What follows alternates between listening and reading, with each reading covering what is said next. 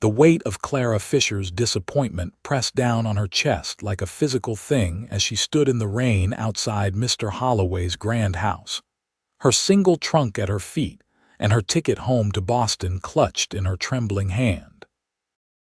3,000 miles she had traveled, only to be told within minutes of her arrival that she was not as advertised in their correspondence. The weight of Fiona Winters' disappointment pressed down on her chest like a physical thing as she stood in the rain outside Mr. Holloway's grand house, her single trunk at her feet and her ticket home to Boston clutched in her trembling hand. 3,000 miles she had traveled, only to be told within minutes of her arrival that she was not as advertised in their correspondence. "Too big," he had said with disdain, looking her up and down as if she were livestock rather than a woman who had given up everything for the promise of a new life. "I requested a petite bride. You are substantial." The word had dripped with contempt as his gaze raked over her curves. Fiona blinked back tears, the April rain of 1878 soaking through her best traveling coat. Prosperity, Montana Territory, had seemed like the answer to her prayers when she'd responded to the advertisement. A successful businessman seeking a bride promising comfort and respectability, everything that had slipped from her grasp when her father died, leaving nothing but debts. "Miss, you need help with that trunk." She turned to find a young boy of perhaps 12 looking at her with concern beneath the brim of a worn hat. "I'm fine, thank you," she replied automatically, though nothing could be further from the truth. "You don't look fine. You look like you're about to wash away with the rain." The boy tilted his head. "You the mail order lady for Mr. Holloway?" Fiona winced at the description. "I was." Understanding dawned on the boy's face. "Oh, he sent you back." "He hasn't even sent me back yet. Just purchased my return ticket and told me to wait for tomorrow's eastbound train." She hadn't meant to share so much with a child, but the humiliation and exhaustion of the past hour had worn down her usual reserve. "That ain't right," the boy said with surprising conviction. "My uncle would never treat a lady like that. Your uncle sounds like a gentleman." "He is. And he's looking for a wife, too." The boy brightened suddenly. "Say, why don't you come meet him? He's got a big ranch outside town, better than standing in the rain till tomorrow." Fiona hesitated. "I couldn't possibly impose. It ain't imposing. Uncle Sam's the kindest man in the territory. And loneliest, too, since my aunt died." Samuel Thornton. "I'm Victor, but everyone calls me Vic." Before Fiona could formulate a proper refusal, a wagon pulled up beside them and a deep voice called out, "Vic, what are you doing out in this downpour?" The driver was sheltered beneath the wagon's canopy, but even in the dim light, Fiona could make out broad shoulders and a strong profile beneath a wide-brimmed hat. "Uncle Sam. This lady needs help. Mr. Holloway sent her away, and she's got nowhere to go till tomorrow's train." The man stepped down from the wagon, and Fiona found herself looking up at him. He stood well over 6 feet tall, with shoulders that strained against his damp shirt. His face was weathered but handsome, with kind eyes that crinkled at the corners as he tipped his hat to her. "Madam." "Samuel Thornton." He extended a hand, then seemed to think better of it as he took in her bedraggled state. "Forgive me for my nephew's forwardness, but you do look like you could use some shelter." Fiona straightened her spine. "Thank you, Mr. Thornton, but I wouldn't want to be a burden. I can find lodging in town." "In Prosperity? Not likely. The hotel's full up with the cattle buyers in town." His eyes were warm and direct. "I have a housekeeper at the ranch, Mrs. Abernathy. Everything proper, I assure you, and we can bring you back for your train tomorrow if that's what you want." A gust of wind sent a fresh sheet of rain against her back, and Fiona shivered involuntarily.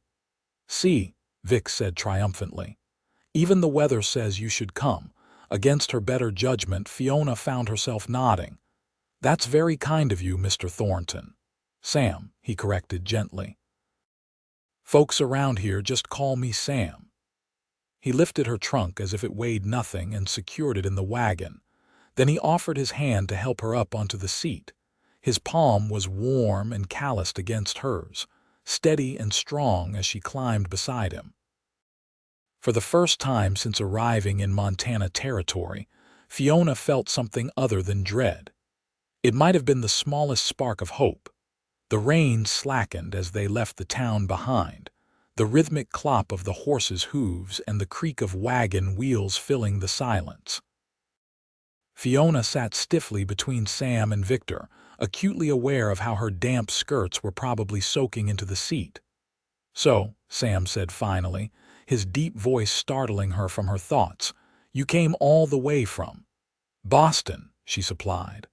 "I was employed as a governess there." "Long journey to make alone." "I had little choice," she replied, then immediately regretted her candor.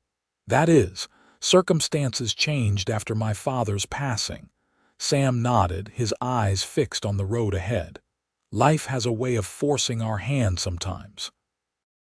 "Uncle Sam knows all about that," Victor piped up. "He never planned to run the Double T Ranch by himself, but then Grandpa died, and Uncle James moved to California. And Victor," Sam interrupted gently, "Miss Winters might not be interested in our family history." "It's Fiona, please," she said. "And I don't mind. It's a welcome distraction from my own troubles." Sam glanced at her, a small smile playing at the corners of his mouth. "Well then, Fiona from Boston. The short version is that I inherited half a ranch I never expected to own and have been working day and night to make something of it these past 5 years." "And he has," Victor added proudly. "The Double T Tickets got the best cattle for 100 miles." "Victor exaggerates," Sam said with a chuckle. "But we get by." Fiona studied him from the corner of her eye. There was no artifice in Samuel Thornton, none of the polished veneer that had characterized Mr. Holloway. His hands were work-roughened, his face tanned from days spent under the open sky. Yet there was a quiet dignity about him that Mr. Holloway, for all his fine clothes and grand house, had lacked. "And the Double T, that stands for Thornton, I presume. Thornton and Thornton. My father and my brother James started it together." Sam pointed ahead to where the landscape opened up into a broad valley. "There it is." The ranch sprawled before them, a collection of buildings centered around a sturdy 2-story house built of logs and stone. Corrals and outbuildings dotted the property, and in the distance, hills rolled gently beneath the clearing sky, brilliant with the last light of day. "It's beautiful," Fiona said sincerely. Sam's expression softened with pride. "It's home." As they approached, a woman emerged from the main house, arms crossed over her chest and a worried expression on her face. She was perhaps 60, with silver-streaked hair pulled back in a practical bun. "Samuel Thornton, I've been worried sick with you out in this weather." Her gaze shifted to Fiona, and her eyebrows rose. "And who might this be?" "Mrs. Abernathy, this is Miss Fiona Winters from Boston. She's had some trouble in town and needs a place to stay until tomorrow's train." Sam jumped down from the wagon and came around to help Fiona down. "Fiona, this is Mrs. Abernathy, who keeps us all in line." "Pleased to meet you," Fiona said, suddenly conscious of her bedraggled appearance. Mrs. Abernathy's keen eyes took in Fiona's traveling clothes, her soaked hem, and the exhaustion evident in her posture. Her expression softened immediately. "You poor dear, come inside before you catch your death." She turned a stern eye on Sam. "You bring in her things while I get her warmed up." "Yes, madam," Sam replied with mock solemnity, giving Fiona a conspiratorial wink that made her heart flutter unexpectedly. Inside, the house was warm and inviting, with simple but sturdy furniture and a massive stone fireplace that dominated the main room. Mrs. Abernathy ushered Fiona toward it. "Let's get you out of those wet things. I think some of Emily's clothes might fit you." Emily, a shadow crossed the older woman's face. Sam's late wife. She passed on 5 years ago. Oh, Fiona's chest tightened. I couldn't possibly, nonsense. They're just sitting in a trunk gathering dust. Emily would want them used. Mrs. Abernathy's tone brooked no argument. Now, you wait here by the fire and I'll fetch something dry. Left alone, Fiona took in her surroundings more carefully. Unlike Mr. Holloway's ostentatious house with its stiff, formal parlor, this room felt lived in and comfortable. Books lined shelves along one wall, and a half-finished game of checkers sat on a small table near the window. A patchwork quilt draped over the back of a rocking chair, and the subtle scent of pine and leather permeated the air. "It's not much compared to Boston," Sam said, startling her as he entered with her trunk. "But we make do." "It's lovely," Fiona replied honestly. "Far more welcoming than—" She trailed off, not wanting to speak ill of Mr. Holloway despite everything. "Then Holloway's place." Sam set down her trunk with a grunt. "That man has more money than sense and less heart than a fence post." Despite herself, Fiona laughed. "You know him." "Everyone in the county knows Horace Holloway. Man's built his fortune buying up land from struggling ranchers and charging exorbitant rates for water rights." Sam's expression darkened. "Been trying to get his hands on part of the Double T for years." "I see." Fiona wrapped her arms around herself, suddenly chilled despite the fire's warmth. "It seems I had a fortunate escape." Sam's eyes met hers, serious and searching. "If you don't mind my asking, how did a lady like yourself end up promised to a man like Holloway, a lady like myself?" Fiona echoed, unable to keep the bitter edge from her voice. "You mean a woman too big to be desirable?" Sam's eyes widened, and a flush crept up his neck. "That's not I never meant. It's what Mr. Holloway said," she interrupted, the humiliation of the afternoon washing over her anew. "That I was too substantial for his tastes, that I had misrepresented myself in our correspondence." "That's not what I meant at all," Sam said firmly. "I meant an educated woman, clearly from good family. You speak like someone who's had advantages." The earnestness in his expression made Fiona regret her sharp response. "I apologize. It's been a difficult day." "No apology needed." He hesitated, then added quietly, "And for what it's worth, there's nothing wrong with how you look. Holloway's a fool." Before Fiona could respond, Mrs. Abernathy returned with an armful of clothing. "Here we are. The bedroom's just through there.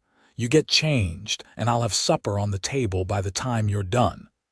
Grateful for the interruption, Fiona took the clothes and retreated to the indicated room.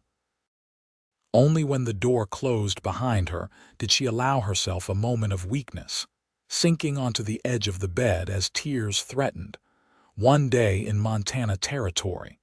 And already, her carefully laid plans had crumbled to dust. Yet as she changed into the borrowed dress, which fit her curves perfectly, Fiona couldn't help but wonder if perhaps fate had a different design for her than the one she'd imagined. Supper was a simple but hearty affair: tender beef stew, fresh bread, and apple pie that melted in Fiona's mouth. After weeks of travel with nothing but train station fare and roadhouse meals, it was ambrosia. "Mrs. Abernathy, this is wonderful," she said after her second helping. The housekeeper beamed. "It's nice cooking for someone who appreciates it." "These two," she nodded toward Sam and Victor, "would eat boot leather if I served it with gravy." "That's not true," Victor protested. "I complained plenty about those biscuits you made last month." "Victor," Sam admonished, but Mrs. Abernathy just laughed. "The boy's right. They were hard as rocks. Even the chickens wouldn't touch them." The easy banter between them made Fiona's chest ache with a familiar longing. How long had it been since she'd sat at a table filled with warmth and laughter? Not since before her father's illness had claimed both his vigor and their financial security. "So, Miss Winters," Mrs. Abernathy said, refilling Fiona's water glass, "Victor tells me you came out here to marry Horace Holloway." Fiona set down her fork, appetite suddenly diminished. "Yes. We corresponded for several months. He seemed suitable." "Suitable," Sam repeated the word flat. "That's a mighty cold word for choosing a husband." "Perhaps," Fiona admitted, "but it seemed sensible at the time. My options in Boston were limited. Because of your father's debts." Victor asked innocently. "Victor," Sam looked mortified. "That's not our business." "It's all right," Fiona said, touched by Sam's concern for her privacy. "Yes, Victor. My father was a professor at the university. When he fell ill, the medical expenses consumed our savings. After he passed, I discovered he had borrowed significantly. Once the creditors were satisfied, there was nothing left." "So you became a governess," Mrs. Abernathy surmised. Fiona nodded. "For the Cunningham family, it was not ideal." She had no desire to elaborate on the increasingly inappropriate attentions of Mr. Cunningham that had forced her to seek employment elsewhere, only to discover that rumors had preceded her, closing doors throughout Boston society. And Holloway's advertisement seemed like a way out, Sam concluded, his voice gentler now. "Yes." Fiona met his gaze across the table. "He presented himself as a businessman seeking a companion who shared his appreciation for literature and music. He mentioned wanting someone delicate and refined but said nothing about." She gestured vaguely at herself. "His loss," Mrs. Abernathy said firmly, standing to clear the plates. "Any man worth his salt knows that a woman with some substance to her is a blessing, especially out here where winters are hard and work never ends." Sam's ears reddened slightly at the housekeeper's blunt assessment, but he nodded. "Mrs. Abernathy's right. Life in the territory isn't like back east. Takes grit to make it here." "Well," Fiona said, attempting lightness, "I suppose I'll discover if I have that grit when I return to Boston and start anew." A silence fell over the table. It was Victor who broke it. "But why go back? You could stay here." "Victor," Sam warned. "What?" "There's plenty of folks in town looking for a teacher for their kids. And Uncle Sam was just saying last week how he wished there was a proper school closer than Billings." Fiona looked at Sam, who suddenly seemed very interested in the last crumbs of his pie. "Is that true?" He cleared his throat. "There's been talk of starting a school. Prosperity's growing and there are enough children now to justify it. But finding someone qualified to teach out here, it's not easy." "I was a governess," Fiona said slowly, an unexpected possibility unfolding before her. "Before that, I assisted at my father's school for young ladies. I'm qualified to teach most subjects." "See," Victor exclaimed. "It's perfect." "It's not that simple, Vic," Sam cautioned. "Miss Winters has her ticket home, and I'm sure she has affairs to settle in Boston." "Actually," Fiona admitted, "there's very little calling me back. My position with the Cunninghams is gone, and—" She hesitated, then decided honesty was best. "Certain circumstances have made finding another placement difficult." Sam's gaze sharpened. "What circumstances?" "Nothing scandalous," she assured him quickly. "Just, Boston society can be unforgiving of a woman in my position. Once word spread that I had left the Cunninghams under a cloud, other doors closed." "A cloud?" Mrs. Abernathy prompted. Fiona sighed. "Mr. Cunningham developed inappropriate expectations beyond my duties as governess to his children." Understanding dawned in Sam's eyes, followed by a flash of anger. "And they blamed you." "Such is often the way," Fiona said, striving for matter-of-factness despite the old hurt. A woman without family or fortune has few protections. Mrs. Abernathy made a disapproving noise. Sounds to me like you'd be better off staying right here in Montana territory. I couldn't impose, it's not imposing if we need a teacher, Victor pointed out logically. And we do. The boy has a point, Sam admitted. But it should be your decision, Fiona. No pressure. We can take you to the train tomorrow as planned, or— He hesitated. Or you could stay a few days, see if Prosperity might suit you better than Holloway did. The offer hung in the air between them, unexpected and tempting. Fiona looked around the table at these three faces, kind Mrs. Abernathy, eager Victor, and Sam with his steady gaze that somehow made her feel seen in a way she hadn't in years. I suppose a few days wouldn't hurt, she said finally. If you're certain it's no trouble. Victor whooped with delight, and even Mrs. Abernathy smiled broadly. No trouble at all, Sam assured her, his eyes crinkling at the corners. After all, what's a few days in the grand scheme of things? Neither of them could have guessed how those few days would stretch into something far more significant, or how completely their lives were about to change. The following morning, Fiona woke to sunlight streaming through unfamiliar curtains and the distant sounds of a ranch coming to life. For a moment, disorientation gripped her before memory returned. Holloway's rejection, the fortuitous meeting with Sam and Victor, the unexpected invitation to stay. She dressed quickly in another of Emily's dresses, this one a practical blue calico that complemented her auburn hair, and made her way to the kitchen, where Mrs. Abernathy was already at work kneading dough. "Good morning, dear. Sleep well." "Better than I have in weeks," Fiona admitted. "The train is not conducive to restful nights." "I imagine not. Coffee's hot if you want some. The men have been out since dawn, but they'll be in for breakfast soon." Fiona poured herself a cup and hesitated. "May I help with anything?" Mrs. Abernathy regarded her with approval. "You can set the table if you like. Plates are in that cupboard there." By the time Sam and Victor returned, accompanied by two ranch hands Fiona hadn't met the night before, she had helped prepare a breakfast of flapjacks, eggs, and bacon. The smell of it all made her stomach growl embarrassingly. "Good morning," Sam said, removing his hat as he entered.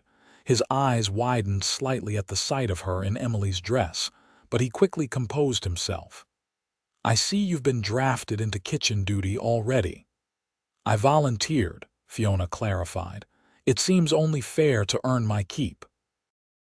"Guests don't earn their keep," he replied, but there was warmth in his voice. "Though we appreciate the help all the same."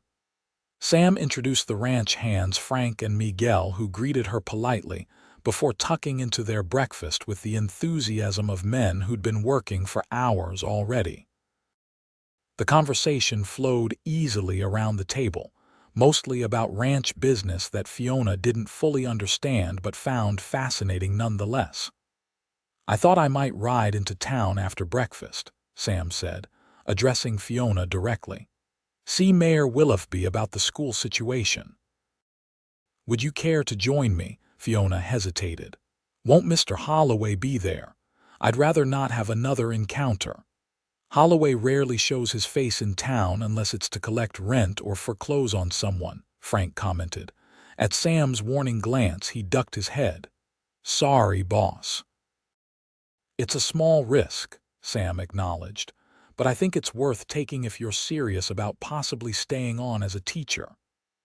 "I am," Fiona realized with some surprise. The idea had taken root overnight, growing from a vague possibility into something she genuinely desired. "Very well, I'll accompany you." An hour later, they were in the wagon heading toward Prosperity. The day was gloriously clear after yesterday's rain, the landscape vibrant with spring growth. Mountains rose in the distance, their peaks still snow-capped despite the warming weather. "It's breathtaking," Fiona said, gazing at the vista. "So different from Boston. Do you miss it?" "The city," She considered the question seriously. I miss certain aspects, the libraries, the concerts, but Boston itself, it had become a place of closed doors for me. Sam nodded, seemingly content to let her thoughts unfold at their own pace. What about you? She asked. Have you always lived in Montana territory, born and raised, though I did spend a few years back east at school? My father insisted his sons should be educated properly, as he put it. Where did you attend? Yale. At her surprised look, he chuckled. Hard to imagine, isn't it? This rough rancher conjugating Latin verbs. Not at all, Fiona replied honestly. You carry yourself with education even if you don't flaunt it. Sam's eyebrows rose. That's astute of you. I grew up among academics. You learn to recognize the signs. She hesitated, then added, It's one of the things that made your home immediately comfortable to me. The books, the sense that knowledge is valued. Emily was a great reader, Sam said softly. Always had her nose in a book. After she died, I found I couldn't bear to pack them away. Reading was like keeping part of her alive. The mention of his late wife created a momentary awkwardness that Fiona hastened to bridge. Victor mentioned she passed 5 years ago. May I ask what happened? Childbirth, Sam said, his knuckles whitening on the reins. Her and the baby both. The doctor said there was nothing to be done. I'm so sorry. It was a long time ago. But the tightness around his mouth suggested the wound was still tender. They rode in silence for a while, until the buildings of Prosperity came into view. It was a modest frontier town, a main street lined with false-fronted businesses, side streets with a scattering of houses, a church steeple rising in the distance. Nothing like Boston's grandeur, yet there was a certain honest vitality to it that appealed to Fiona. Sam pointed out landmarks as they drove down the main street. General store there belongs to the Harrises' good people. The Silver Dollar Saloon is owned by Mac Lewis. He keeps a respectable establishment. Bank, of course. That fancy building at the end is the Prosperity Hotel, where the cattle buyers stay when they are in town.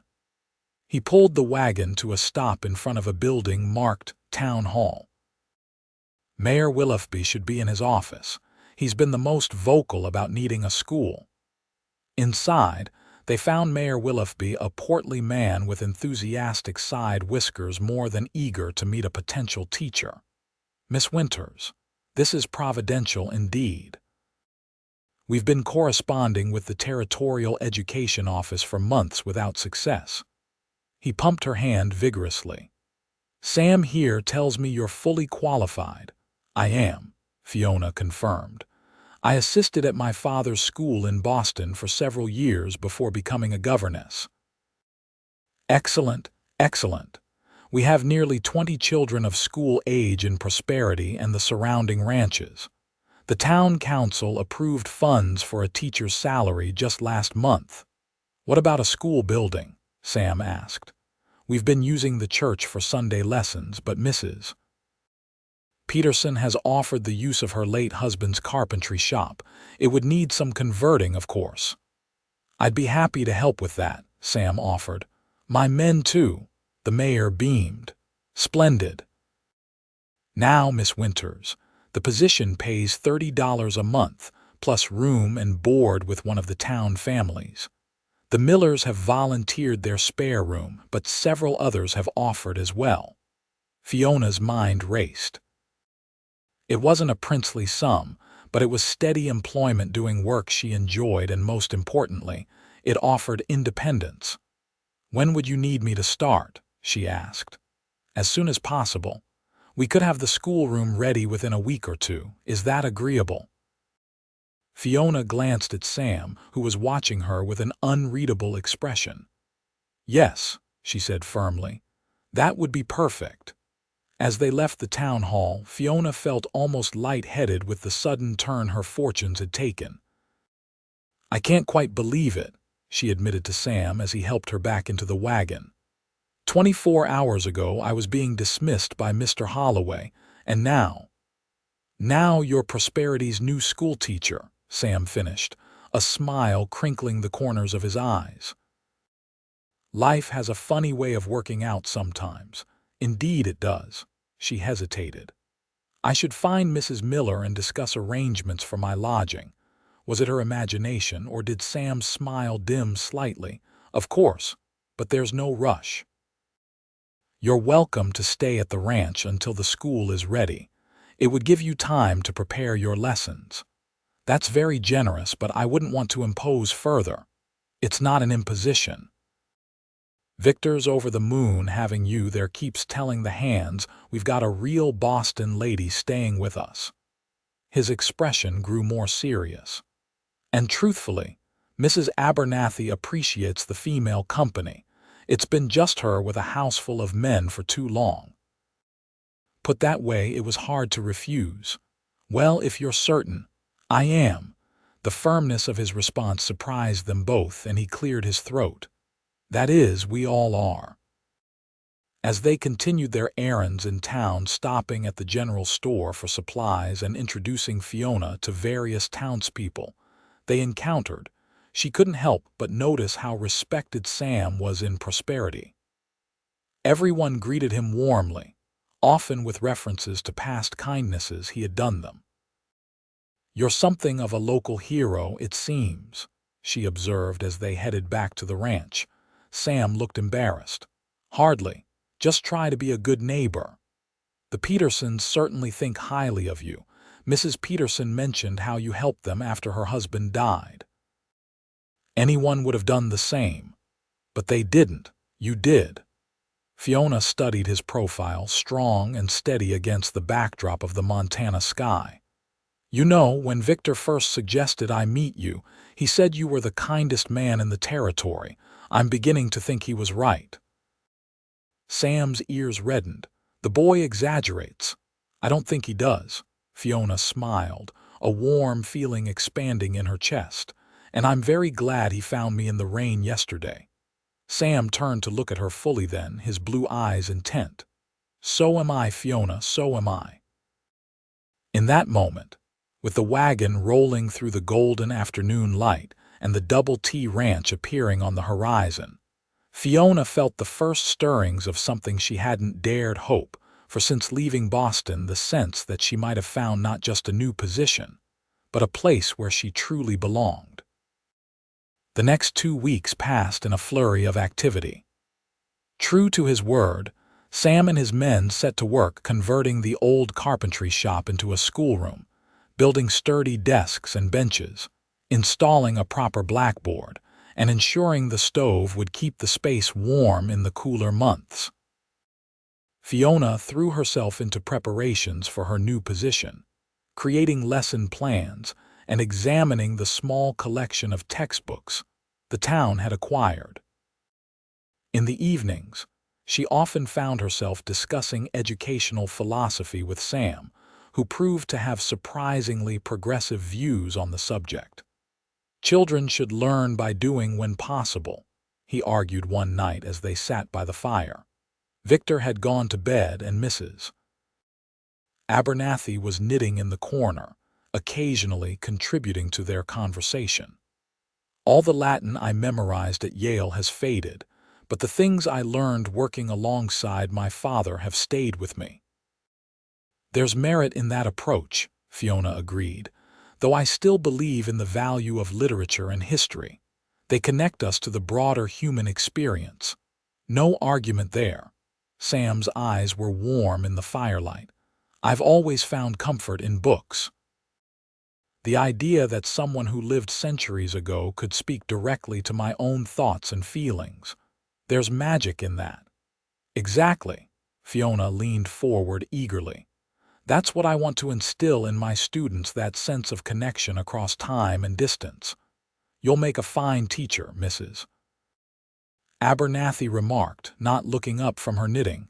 "Those children are lucky to have you." "Thank you," Fiona said, touched by the older woman's confidence.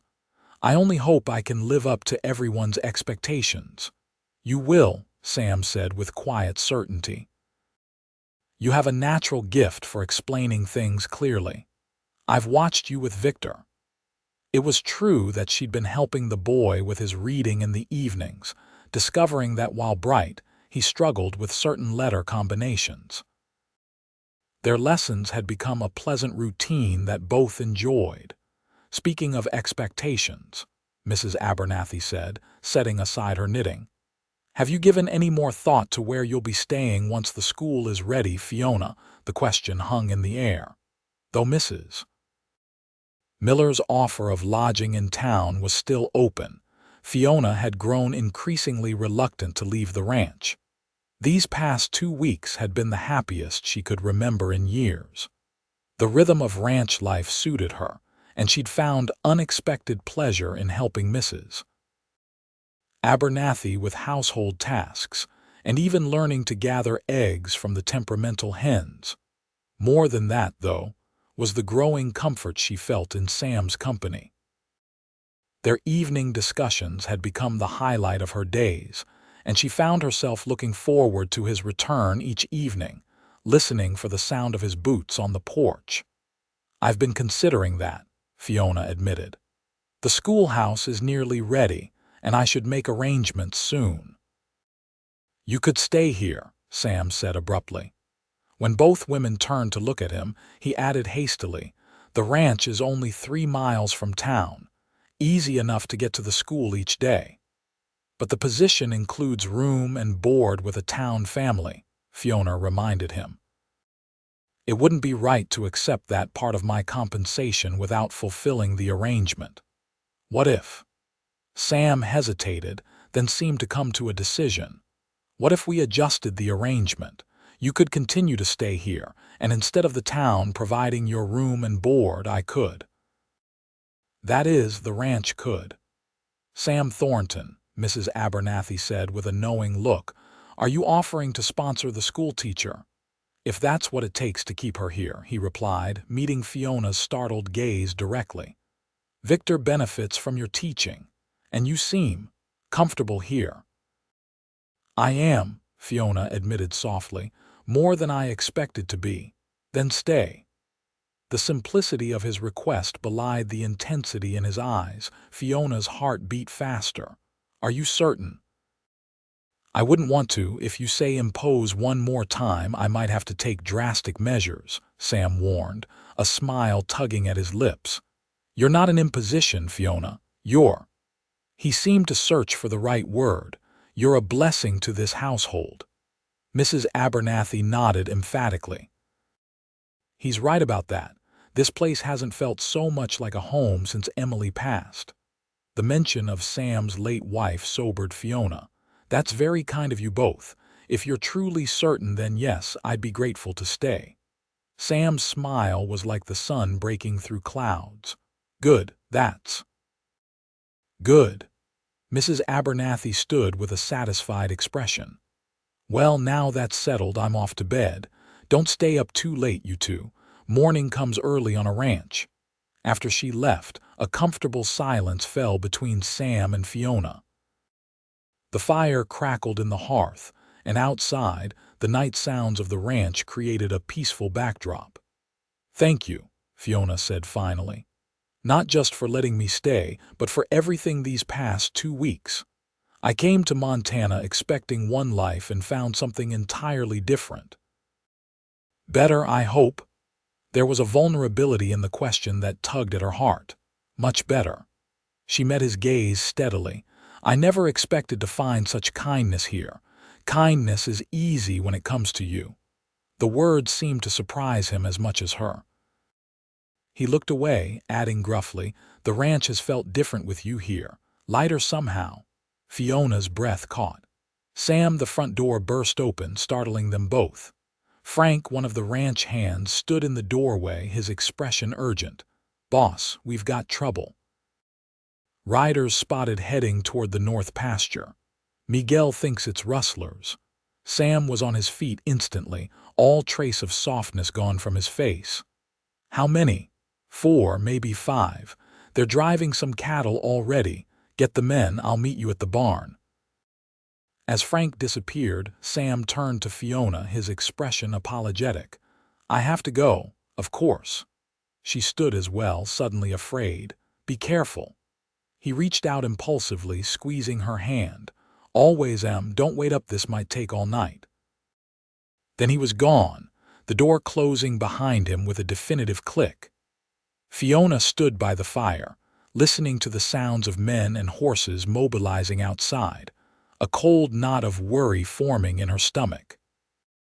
It was in that moment, as fear for his safety clutched at her heart, that Fiona admitted to herself what she'd been trying to deny for days. She was falling in love with Samuel Thornton. Dawn was breaking when Fiona heard the men return. She had tried to follow Mrs. Abernathy's advice not to wait up, but sleep had eluded her, and eventually she had given up, sitting by the window with Emily's shawl wrapped around her shoulders, watching the eastern sky lighten. The sound of hoofbeats had her rushing to the door. Sam was dismounting, his movements stiff with exhaustion. The other men looked equally worn, but all appeared unharmed. Relief flooded through her. "You're back," she said, stepping onto the porch. "Is everyone all right?" Sam looked up, surprise and something warmer flashing across his face when he saw her. "We're fine. Tired and hungry, but no one's hurt." "Did you catch the rustlers?" His expression darkened. "No. They knew the territory too well, led us on a chase through the foothills and disappeared." He handed his horse's reins to Miguel. "We recovered most of the cattle, though. That's something, at least."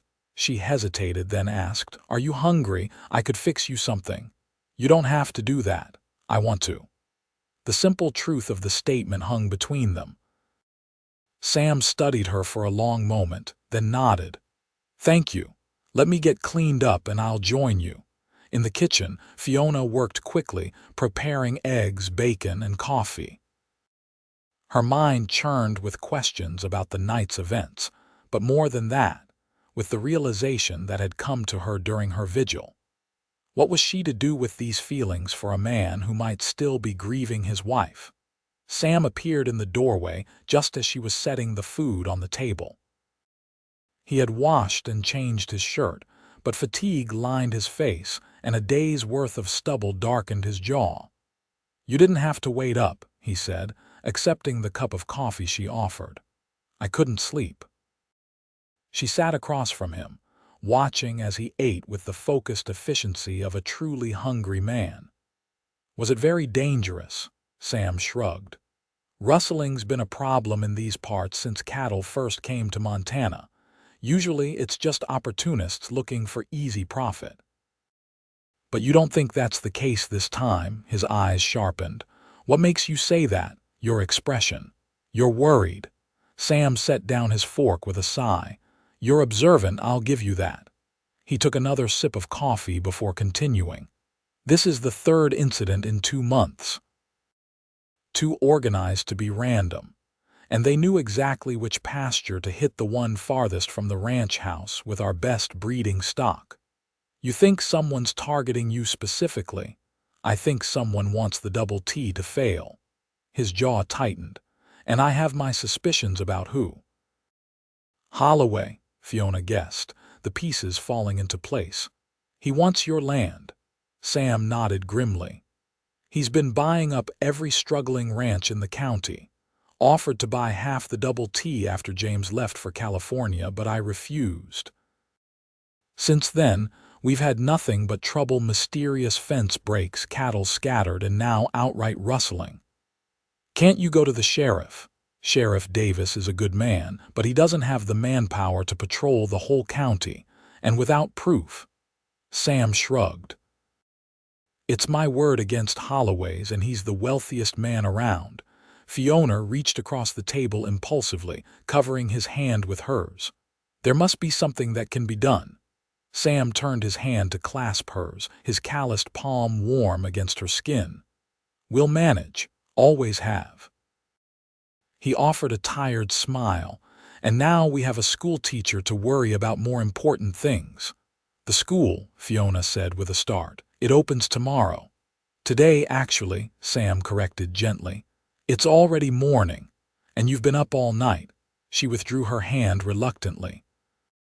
You should get some rest. Probably should. But he made no move to leave, his eyes studying her face as if memorizing its features. Fiona. The way he said her name sent a shiver through her. Yes, I'm glad you're here. Simple words, but the weight behind them was anything but simple. So am I. She met his gaze steadily, allowing him to see the truth of it in her eyes. Something shifted between them in that moment, an acknowledgement of feelings neither was quite ready to name but both recognized. It hung in the air, fragile and promising, until the sound of Mrs. Abernathy moving about upstairs broke the spell. Sam stood, his expression softening. You should rest too. Big day ahead. I will. But as he turned to go, she called after him, Sam, be careful, not just with rustlers, with Holloway. He paused in the doorway, his broad shoulders silhouetted against the morning light. Always am. Then he was gone, his footsteps receding down the hall. Fiona remained at the table, her thoughts in turmoil. She had come to Montana territory seeking security, and found herself instead in the middle of what appeared to be a dangerous feud between Sam and Holloway. Logic suggested she should distance herself, focus on her new position, perhaps even reconsider Mrs. Miller's offer of lodging in town. But her heart wanted to stand with Sam to help him protect what he had built. The realization both frightened and exhilarated her. With a sigh, she rose to clear the table. Tomorrow, no, today she would begin teaching Prosperity's children. That responsibility had to be her focus now. The rest would have to wait. The schoolhouse was crowded with children and parents when Fiona arrived that morning. Despite her fatigue after the long night, excitement bubbled within her as she surveyed the transformed carpentry shop. Sunlight streamed through the newly washed windows, illuminating the freshly built desks arranged in neat rows. The blackboard gleamed, awaiting its first chalk marks. Mayor Willoughby stood at the front, beaming as families filed in. Quite a turnout, Miss Winters. I believe the entire town has come to welcome you.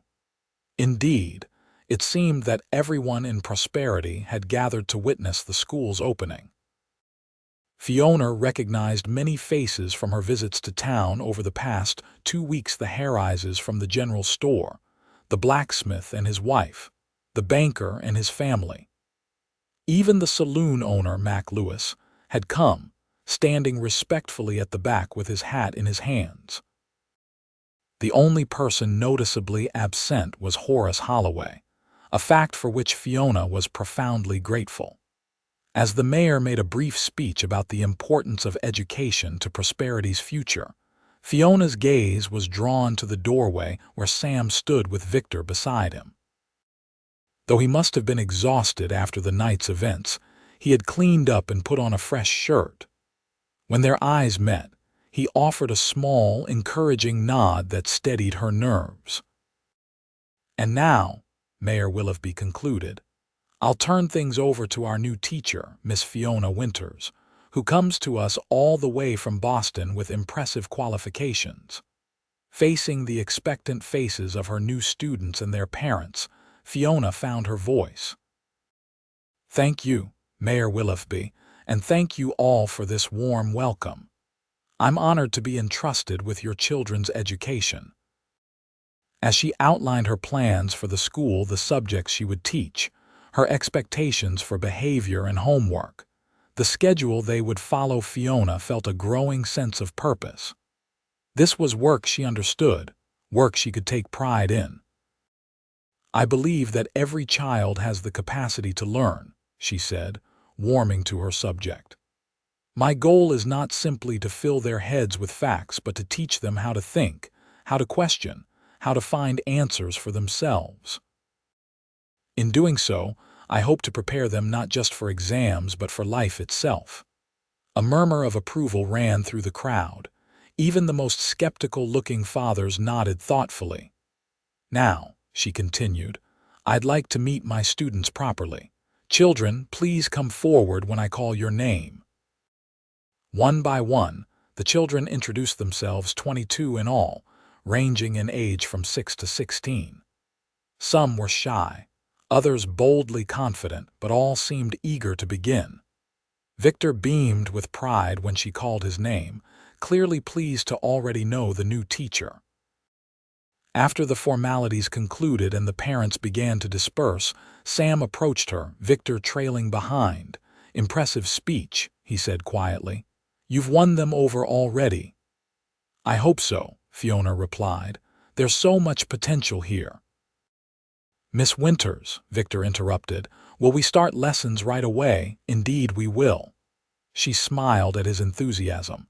As soon as your uncle leaves, in fact, Sam chuckled. That's my cue. He placed a hand briefly on her shoulder, the touch warming her even through the fabric of her dress. Good luck today. I'll be back to collect you both this afternoon.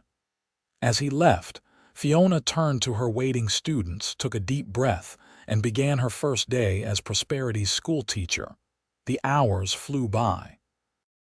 Fiona assessed each child's abilities, established classroom routines, and by lunchtime had already identified which students would need extra attention. Victor, she was pleased to note, eagerly helped the younger children, displaying natural leadership that made her proud. It was mid-afternoon when the door opened, and Fiona looked up expecting to see a parent. Instead, Horace Holloway stood in the doorway, impeccably dressed as he had been when she first met him, his cold eyes surveying the classroom. Mr. Holloway, she acknowledged, her voice carefully neutral despite the rush of humiliation his presence evoked. May I help you, Miss Winters? His smile didn't reach his eyes. I heard Prosperity had acquired a new schoolteacher, but I confess I'm surprised to find it's you. I thought you would be halfway to Boston by now. The children had fallen silent, watching the exchange with undisguised curiosity. Victor's face had darkened with dislike. As you can see, I found a position here in Prosperity, Fiona replied, keeping her tone professional. We're in the middle of lessons, Mr. Holloway. Was there something specific you needed, merely satisfying my curiosity? He stepped further into the room, and Fiona noticed several children shrink back in their seats. As the largest property owner in the county, I take an interest in local developments. A new school is certainly that. Your interest is noted.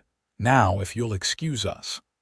Holloway ignored the dismissal, his gaze sliding over the children before returning to her. I understand you're staying at the Thornton Ranch. Quite a cozy arrangement. The insinuation in his tone made Fiona's cheeks burn, but she kept her composure. Mr. Thornton has kindly sponsored the schoolteacher position. My living arrangements are approved by the town council. I'm sure they are. His smile turned condescending. Sam Thornton always was quick to, taking strays. Victor jumped to his feet. Miss Winters isn't a stray, she's our teacher and you should show some respect. Victor, Fiona cautioned, though secretly she applauded his loyalty. Holloway's expression hardened. You would do well to teach your pupils proper manners, Miss Winters. The boy clearly lacks discipline. What the boy clearly possesses is a sense of decency, came a deep voice from the doorway. Sam stood there, his stance relaxed but his eyes hard as flint. Something you might consider cultivating, Holloway. The tension in the room thickened. Holloway turned slowly, his smile thinning. Thornton, how predictable that you would appear to defend your investment. School's nearly done for the day, Sam replied evenly. I came to collect Victor and Miss Winters as arranged. Of course you did. Holloway glanced between Sam and Fiona, his expression calculating. Well, don't let me interfere with your domestic arrangements. He moved toward the door, pausing beside Sam. Though I would caution you, Thornton, about spreading yourself too thin. Between rustlers, drought, and now supporting the local school, a man might find himself overextended. The threat was thinly veiled, and Fiona saw Sam's jaw tighten though his expression remained impassive. "I appreciate your concern," Sam replied coolly, "but the double T is doing just fine. For now." With a final smirk, Holloway departed. The classroom remained silent until the sound of his horse's hooves faded. Then the children erupted in whispers until Fiona clapped her hands for attention. "That's enough excitement for one day," she said firmly. "Please gather your things. School is dismissed." As the children filed out, Sam approached her desk, concern evident in his eyes. "Are you all right? I didn't expect him to show up here." "I'm fine," Fiona assured him, though her hands trembled slightly as she gathered her papers. "He merely wished to make his presence known, and to intimidate you." Sam's voice was tight with anger. "The man can't stand that things didn't go according to his plan. His plan. Getting you as his bride was just another way of flaunting his power in town." Sam helped her collect the remaining books. "When you stayed and took the teaching position, you upset his carefully arranged world." "I never intended to become involved in your feud with him," Fiona said quietly. Sam's expression softened. "I know, and I'm sorry you've been drawn into it."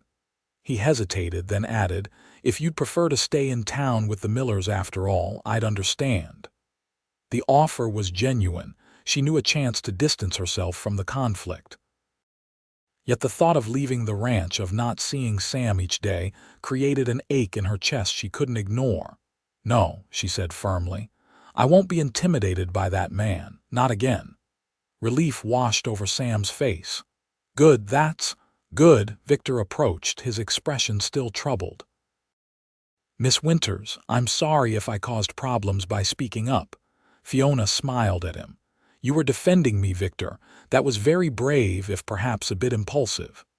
"Thorntons are known for both those qualities," Sam said with a wry smile, ruffling his nephew's hair. "Now let's head home. Mrs. Abernathy is making her special pot roast tonight." As they left the schoolhouse together, Fiona was acutely aware of curious eyes watching from various businesses along the main street. Her association with Sam was clearly becoming the subject of town gossip, something Holloway had no doubt intended by his visit.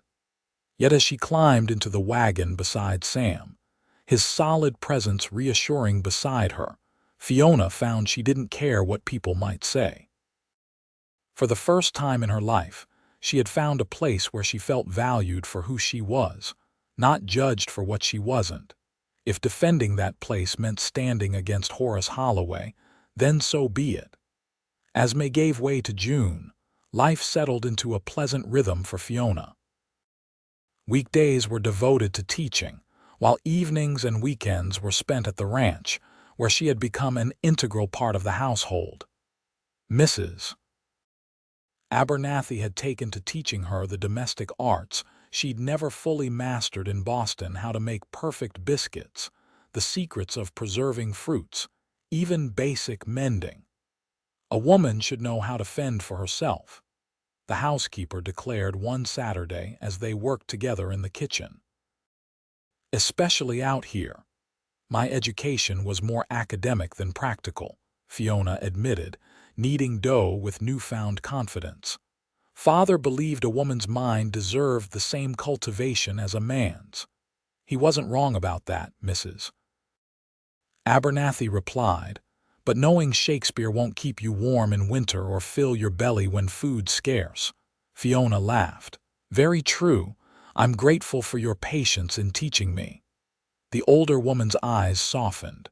"You're a quick study, and it's nice having another woman about the place." She hesitated, then added casually, "Sam thinks so too." Heat that had nothing to do with the oven warmed Fiona's cheeks. "Does he? Don't play coy with me, girl. I've seen how you two look at each other when you think no one's watching." Mrs. Abernathy, Bertha, the housekeeper, corrected. After all this time, you might as well use my Christian name. Bertha, Fiona amended, smiling despite her embarrassment. Whatever you think you've seen between Sam and me is the beginning of something worth nurturing, Bertha finished firmly. That man has been alone too long. And so have you, I suspect. Before Fiona could respond, the back door opened, and Sam himself entered, bringing with him the scent of sunshine and open air. He stopped short at the sight of them, his eyes warming as they settled on Fiona. Something smells wonderful in here. Apple pie, Bertha announced.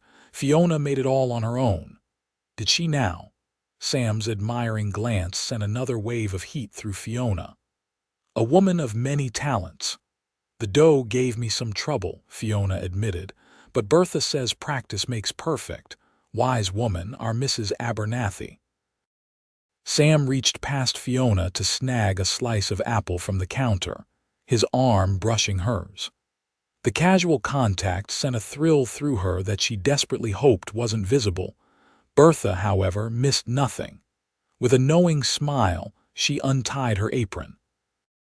I just remembered some mending I need to finish before supper. Fiona, you can manage the rest. Of course, Fiona replied, though she suspected the mending was merely an excuse to leave her alone with Sam. After Bertha departed, a comfortable silence fell between them as Fiona continued preparing the pie and Sam leaned against the counter, watching her work. You seem at home here, he observed finally. Fiona looked up, meeting his gaze. I am, more than I ever expected to be. The children at school adore you. Half the town stops me to sing your praises. They're good children, eager to learn. She carefully arranged the top crust over the pie, and the parents have been very supportive. Even after Holloway's visit, Fiona's hand stilled momentarily. In the weeks since that confrontation at the schoolhouse, Holloway had made no further appearances, though she occasionally felt watched when in town. Perhaps especially after that, no one seems particularly fond of Mr. Holloway, with good reason. Sam's expression darkened. The man's built his fortune on others' misfortunes. Has there been any more trouble? With the rustlers, I mean. Not since that night. Sam straightened, moving to help her slide the pie into the oven. But my men are keeping a closer watch on the herds. We can't afford to lose any more cattle. Their hands brushed as they managed the hot pie, and Fiona felt that now familiar flutter in her chest. When she looked up, Sam was watching her with an intensity that made her breath catch. Fiona, he began, his voice lower than before, there's something I've been meaning to ask you. Yes. The word came out barely above a whisper. The Founders' Day dance is next Saturday. I was wondering if you might, Uncle Sam. Victor's voice preceded him as he burst through the door. Frank says one of the mares is foaling early. He needs you at the stable right away. The moment shattered. Sam stepped back, his expression shifting to concern. I'll be right there. He glanced at Fiona apologetically. We'll continue this conversation later. Of course, she replied, trying to hide her disappointment. Go, the foal is more important. After he left, Fiona leaned against the counter, her heart still racing. Had Samuel Thornton been about to ask her to the dance? The possibility filled her with a giddy anticipation she hadn't felt since girlhood. The week that followed was busy with end-of-term preparations at the school. Fiona had organized a small exhibition of the children's work for parents to view before the summer break. The project consumed her days, but her thoughts often drifted to Sam and their interrupted conversation. Strangely, he seemed to be avoiding being alone with her, leaving for the fields before breakfast and returning late for supper. When they did speak, he was unfailingly polite but somehow distant, as if he'd erected an invisible barrier between them. Had she misread his intentions? The thought plagued her as the week progressed. Friday evening found her sitting on the porch after supper, enjoying the lingering twilight. The distant mountains were bathed in purple shadow, and the first stars were appearing in the eastern sky. The beauty of Montana still took her breath away at moments like this. The creak of the door announced Sam's presence before he spoke. "Mind if I join you? Please do." She moved over on the bench to make room for him. He sat beside her, his familiar scent leather, sunshine, and something uniquely him enveloping her. For a while, they simply sat in companionable silence, watching the darkness deepen. "The school exhibition went well today," Sam said finally. "Victor hasn't stopped talking about how you displayed his history project prominently. He worked hard on it. All the children did." She turned to look at him, finding his profile limned in silver by the rising moon. "Sam, have I done something to upset you? You've seemed distant this week." He sighed, running a hand through his hair. "No, Fiona, you've done nothing wrong. I've just been—" He hesitated, searching for words, thinking about the future, the ranch, you. The last word was so quiet she almost missed it. Her heart quickened. "Me."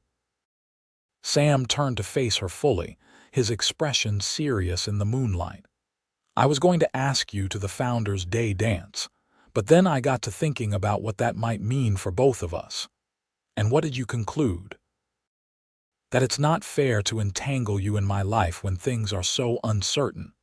His jaw tightened. The rustling, the threats from Holloway, the ranch's future isn't secure, and you deserve security after everything you've been through. Fiona studied him for a long moment, understanding dawning.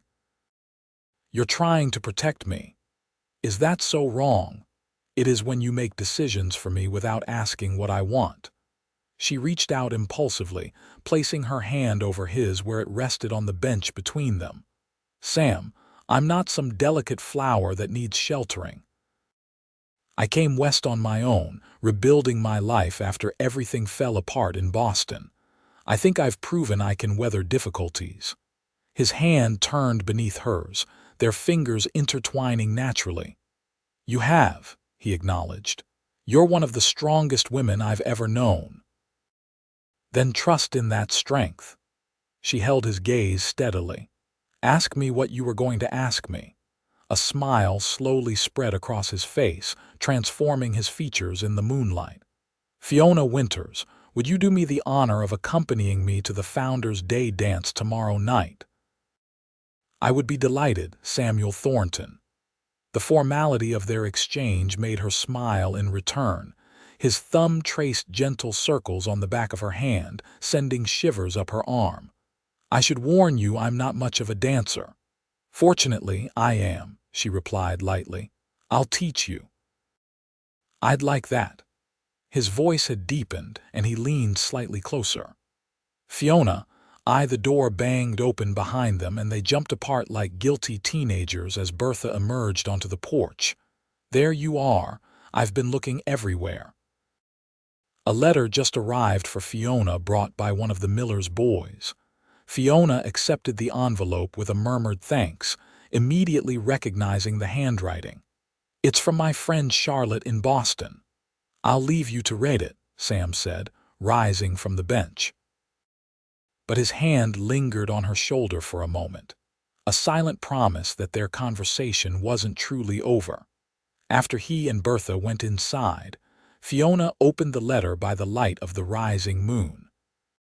Charlotte's familiar handwriting filled several pages with news from Boston mutual acquaintances, social events, the changing fashions.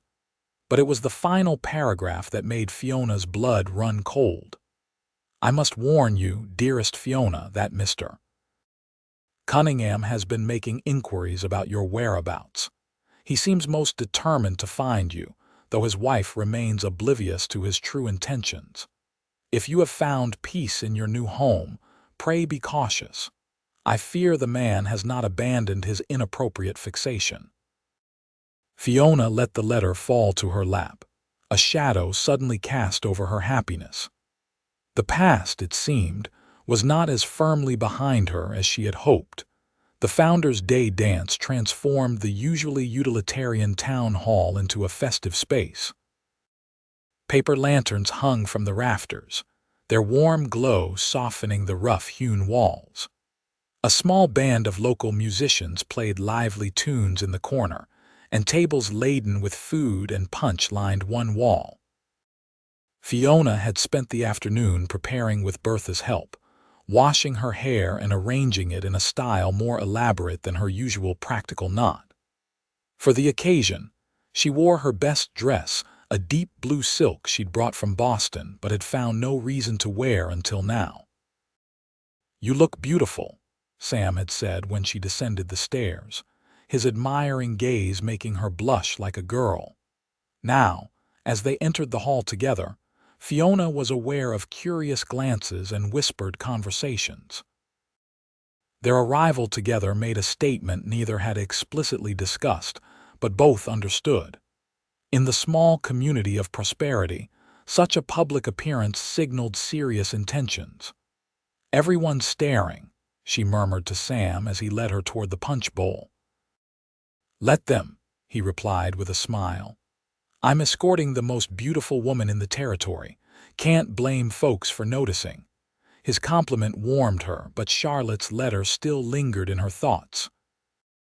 She had decided not to mention it to Sam, not tonight when they were supposed to be celebrating.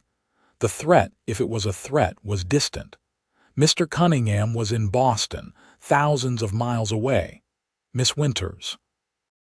Several of her students rushed up, eager to show her their best clothes and introduce her to family members she hadn't yet met.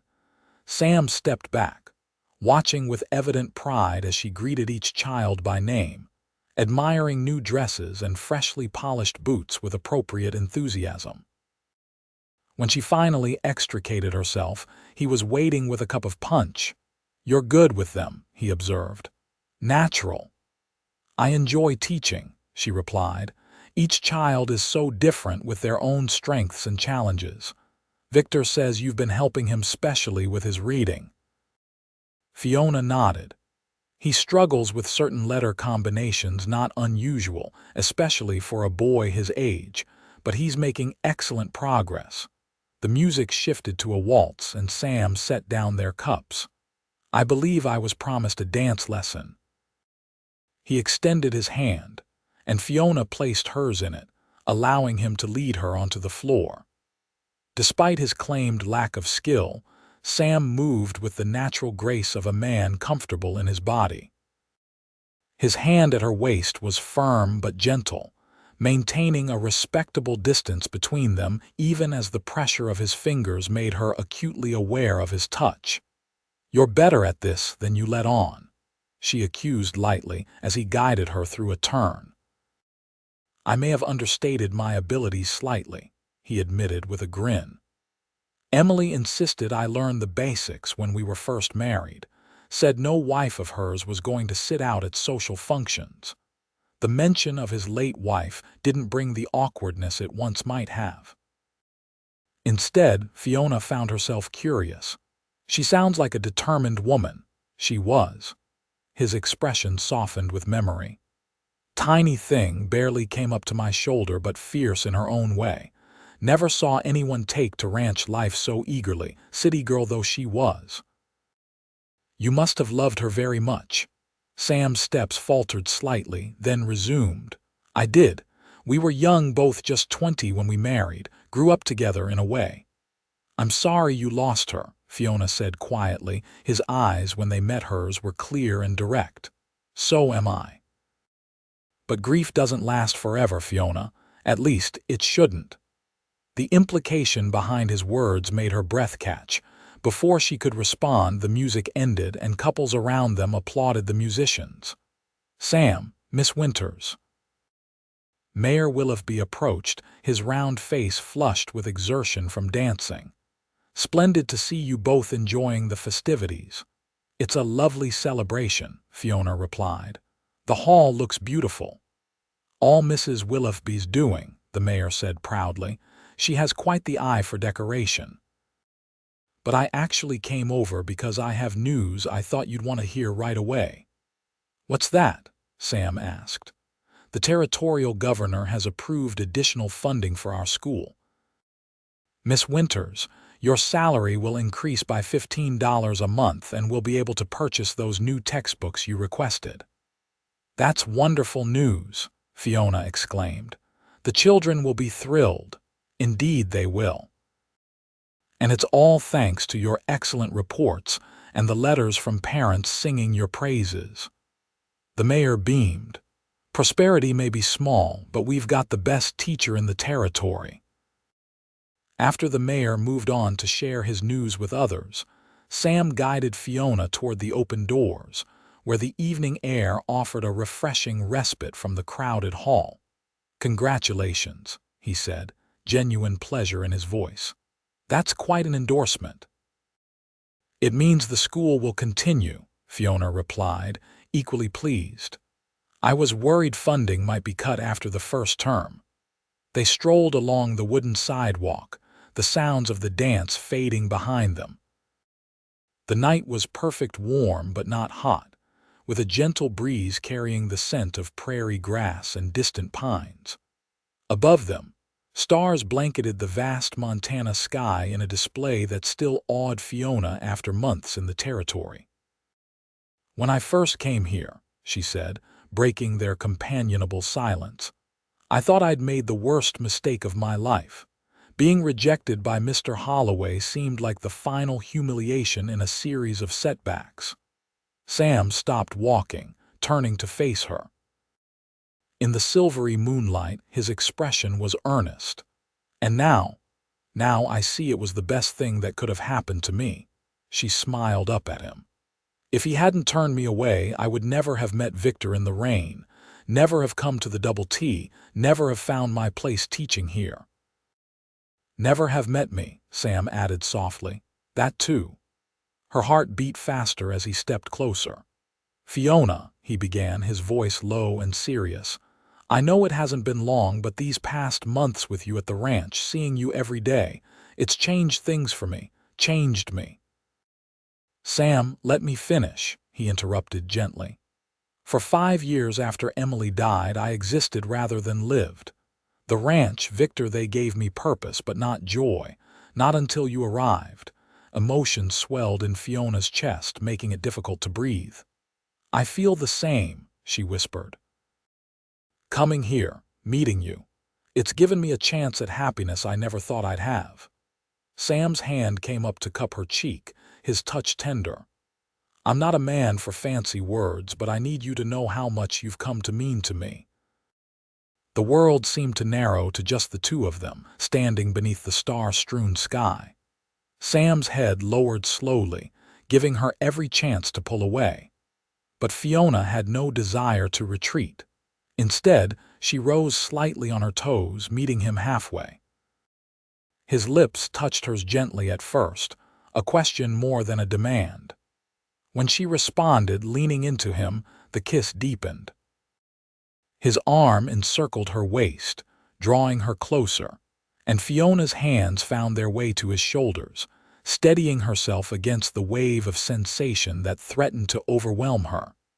It was a perfect moment, until the sound of a throat clearing loudly behind them shattered it. They broke apart to find Horace Holloway standing a few yards away, his expression a mixture of contempt and amusement. "How touching," he drawled. "The rejected mail-order bride finds consolation in the arms of a struggling rancher. Quite the romantic tale." Shame and anger flooded Fiona in equal measure.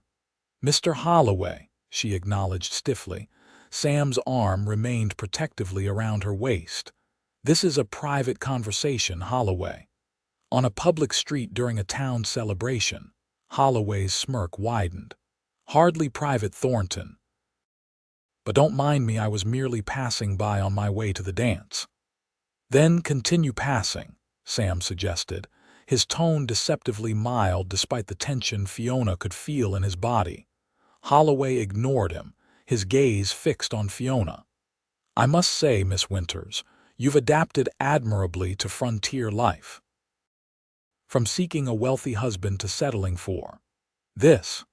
His gesture encompassed Sam and, by extension, her new circumstances. One has to admire such flexibility of standards. Before Sam could respond, Fiona stepped forward, her chin raised. On the contrary, Mr. Holloway, I've discovered my standards were previously far too low. I sought security without considering the character of the man offering it. She met his gaze steadily. That was my mistake, and I'm grateful to have realized it before it was too late. Holloway's expression hardened. Brave words from a woman dependent on charity. I earn my keep, Fiona replied evenly, as a respected teacher and contributing member of this community. For now. The threat in those two words was unmistakable, but circumstances can change so quickly in a place like this. Accidents happen. Positions are eliminated, even schools sometimes. Burn. Sam took a step forward, his face darkening. Is that a threat, Holloway? Merely an observation on the uncertainties of life. Holloway's smile was cold. Now, if you'll excuse me, I believe I'm expected at the dance. He tipped his hat mockingly and continued down the sidewalk toward the town hall, leaving them in a silence charged with tension.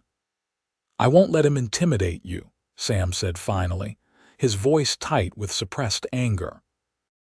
He doesn't, Fiona assured him, though in truth, Holloway's veiled threats had shaken her more than she wanted to admit. He's a small man trying to appear powerful. Sam's expression remained troubled. He is powerful, Fiona, at least in this county, and he doesn't make idle threats. The perfect evening suddenly felt tarnished. Fiona took Sam's hand, squeezing it gently. Let's not let him ruin our night. The dance isn't over yet. Though Sam allowed her to lead him back toward the town hall, Fiona could feel the lingering tension in him. Holloway's appearance had cast a shadow over what should have been a perfect moment, their first kiss, the beginning of something precious between them. As they rejoined the celebration, Fiona tried to recapture their earlier happiness, but a nagging worry had taken root. Between Holloway's threats and the news from Boston about Mr. Cunningham's inquiries, the future suddenly seemed less certain than it had just hours before. Yet as Sam drew her into another dance, his arms strong and sure around her, Fiona made a silent vow. She had found something worth fighting for here in Montana, a home, a purpose, and perhaps even love. No matter what challenges lay ahead, she wouldn't surrender those treasures easily. The summer heat had settled over prosperity like a heavy blanket, turning the schoolhouse into an oven despite the windows thrown wide to catch any stray breeze. Fiona had taken to holding afternoon lessons under the large cottonwood tree behind the building, where at least the shade offered some relief. "That's excellent, Mary," she praised as the 8-year-old finished reading a passage from her primer. "Your fluency has improved tremendously." It was true. In the 2 months since the Founders' Day dance, Fiona had seen remarkable progress in many of her students. The summer session was voluntary, with only 12 children attending, which allowed her to give each more individual attention than had been possible during the regular term. "Miss Winters," Victor approached as the other children took a short break. "I finished that book you lent me. Already." Fiona smiled at his enthusiasm. "You must have been reading every spare moment." "Uncle Sam helped me with some of the harder parts," Victor admitted. "But I understood most of it myself. I'm very proud of you." She touched his shoulder affectionately. "Your reading has come so far since we started working together." The boy beamed at her praise. In these past months, Fiona had grown increasingly fond of Victor, seeing in him not just a bright student but a child who had somehow become dear to her heart. His eagerness to learn, his unfailing loyalty to his uncle, and his innate kindness reminded her so much of Sam that sometimes it made her chest ache with emotion she wasn't quite ready to name. After dismissing the children for the day, Fiona gathered her materials and locked the schoolhouse. The walk to where Sam would meet her with the wagon was short, but in the July heat, even that brief distance left her longing for the coolness of the ranch house. As she approached the general store where they usually met, Fiona noticed a crowd gathered outside the bank across the street. Raised voices carried on the still air, angry voices, growing more heated by the moment. It's robbery, pure and simple. You can't just change terms on a loan that's already been signed. The bank has every right to protect its investments. This last voice Fiona recognized immediately. Horace Holloway's smooth, condescending tone. Curiosity drew her closer. Through gaps in the crowd, she could see Holloway standing on the bank steps beside the nervous-looking banker, facing several ranchers whose expressions ranged from disbelief to fury. "Interest rates don't double overnight without reason," argued a man Fiona recognized as Pete Larson, whose daughter attended the school. "This is your doing, Holloway. You want our land just like you've taken half the county already." "My dear Mr. Larson," Holloway replied with exaggerated patience, "I merely sit on the bank's board of directors. I don't make policy alone." "Liar!" someone shouted from the back of the crowd. The situation was deteriorating rapidly. Fiona scanned the faces, relieved not to see Sam among them, though she knew many of these men were his friends and neighbors. "What's happening?" she asked a woman standing at the edge of the gathering. "Banks calling in loans early and hiking interest rates," the woman replied grimly. "Half these ranchers will lose everything if these new terms stick." "Can they do that? Legally, I mean." "There's always fine print, dearie, and Holloway owns the only lawyer in the county." The crowd's anger was palpable now, a living thing that seemed to pulse in the heavy air. Fiona watched with growing alarm as several men moved closer to the bank steps, their hands curling into fists. "Gentlemen, please," the banker pleaded, his voice thin with fear. "Violence will solve nothing." "Neither will talking, apparently," Larson retorted. "We've tried reasoning with you for weeks." "The terms are non-negotiable," Holloway stated flatly. "If you cannot meet your obligations, the bank will be forced to foreclose." A roar of protest rose from the crowd. Someone surged forward, and for a terrifying moment, Fiona thought violence was inevitable. Then a commanding voice cut through the chaos. "That's enough." Sheriff Davis pushed his way to the front, his hand resting meaningfully on his holstered pistol. "This stops now, before someone does something they'll regret." The crowd reluctantly gave way, though the tension remained thick enough to cut. "Sheriff, these men were threatening us," Holloway said smoothly. "I demand they be arrested for attempted intimidation of bank officials." "What I saw was a heated discussion," the sheriff replied evenly. "And it's over now. Everyone's going home to cool off." His gaze swept the crowd. "Aren't they?" Slowly, reluctantly, the ranchers began to disperse, their faces dark with suppressed rage and defeat. Holloway watched them go with the satisfied expression of a man who knew he'd won the day. As the crowd thinned, his gaze fell on Fiona. Something in his expression made her skin crawl, a cold calculation that had nothing to do with bank policies and everything to do with personal vendettas. "Miss Winters," he called, descending the steps toward her. "What a coincidence finding you here, Mr. Holloway." She inclined her head slightly, determined not to show the unease his presence evoked. "I trust your little school is prospering." The emphasis he placed on the word made it sound like a slur rather than the town's name. "Quite well, thank you." She glanced past him, hoping to see Sam approaching with the wagon. "Excellent. Though one wonders how long the town will be able to support such luxuries." Holloway smiled thinly. "Especially with the economic difficulties many are facing. Before Fiona could respond, the rumble of wagon wheels announced Sam's arrival. He pulled up beside them, his expression darkening at the sight of Holloway. "Fiona," he said, deliberately using her first name, "ready to head home?" "Yes, thank you." She moved toward the wagon, but Holloway's voice stopped her.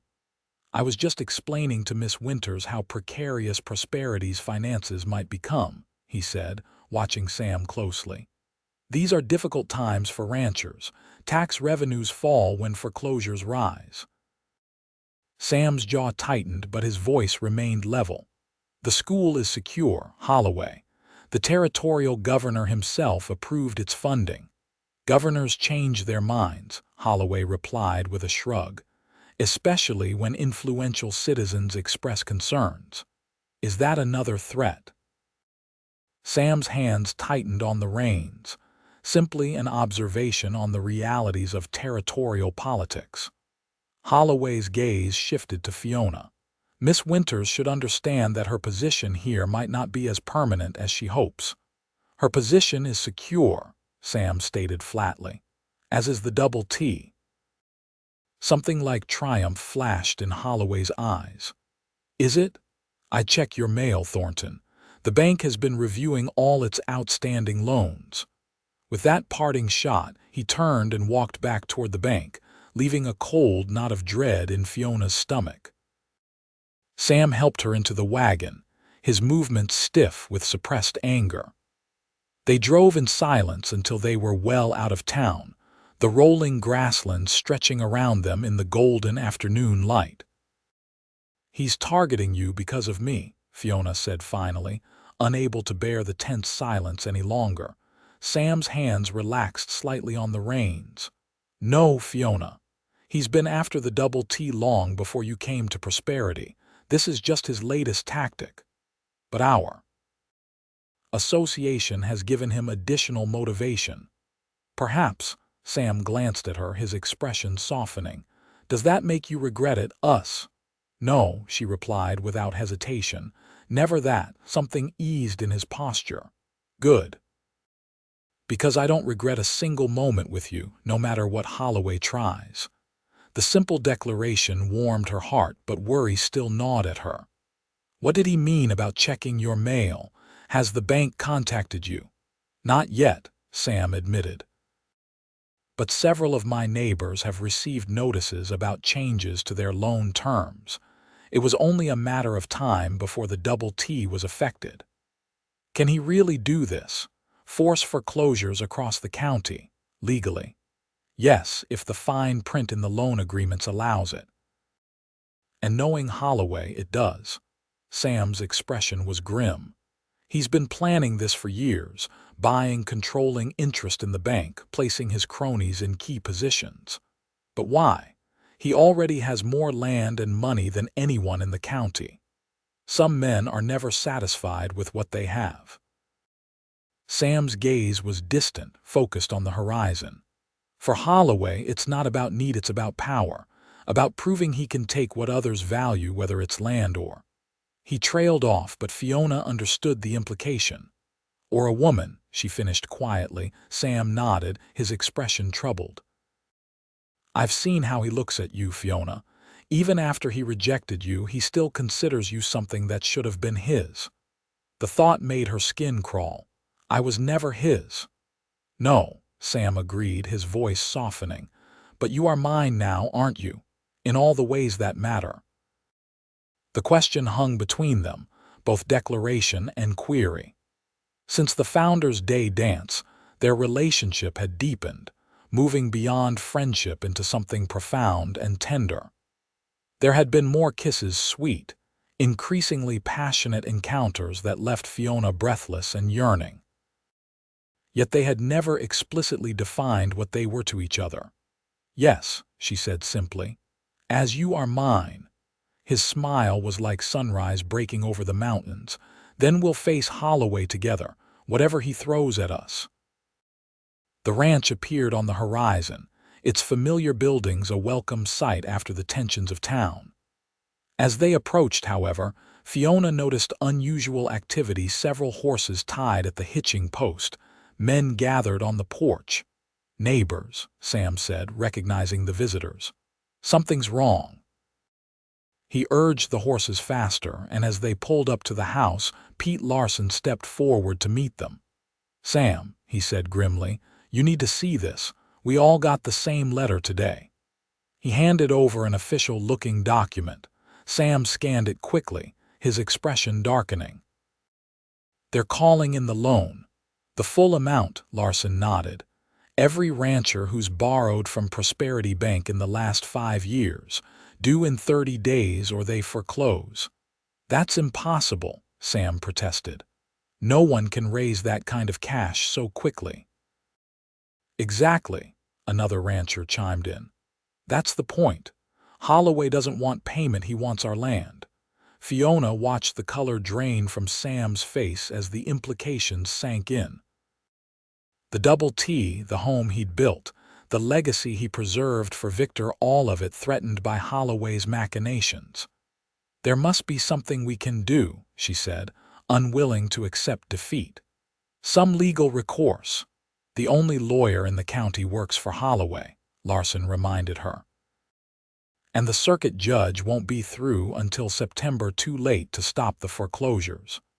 "Then we need to find another lawyer," Fiona insisted. "Someone from outside who isn't under Holloway's influence." The men exchanged glances, considering her suggestion. "Helena's the closest place likely to have someone suitable," Sam said slowly. "But that's a 3-day journey each way." "I'll go," offered Miguel, who had joined the gathering. "My cousin works for a freight company that runs to Helena weekly. I could catch a ride with their next wagon." Hope flickered in Sam's eyes. "It's worth trying. Meanwhile, we should gather the other ranchers and plan our next steps. We can't let Holloway get away with this." As the group began to strategize, Fiona felt a surge of determination.